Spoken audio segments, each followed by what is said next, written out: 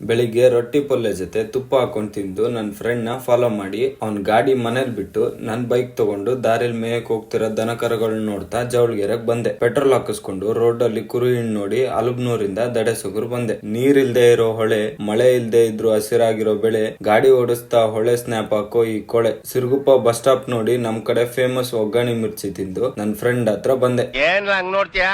ಅವ್ನ್ ನನ್ ಕ್ಲಾಸ್ ಬಿಟ್ಟು ಗೊತ್ತಾ? ಅವನಿಗೆ ಇನ್ನೂ ವಯಸ್ಸು ಚಿಕ್ಕದಾಗೈತೆ. ಅವ್ನ್ ಫೇಲ್ ಆಗಿ ಹಂಗೇ ಅವನೇ ನಾನ್ ಪಾಸ್ ಆಗ್ಬಿಟ್ಟು ಬೆಳೆದ್ಬಿಟ್ಟಿವನಲ್ಲ. ಒಂದ್ ಬಿಸ್ನೆಸ್ ಬಗ್ಗೆ ಮಾತಾಡಿ ಪ್ಲಾನ್ ಮಾಡ್ತಾ ಚಹಾ ಕುಡ್ದು ನಾನ್ PUC ಓದಿರೋ VKJ ಕಾಲೇಜ್ ನೋಡ್ಕೊಂಡು ಕೆಂಚನಗುಡ್ಡ ನೋಡ್ತಾ ನನ್ PU ಫ್ರೆಂಡ್ ನ ಮೀಟ್ ಮಾಡಿದಾಗ ಅವ್ನ್ ಹೇಳಿದ್ದು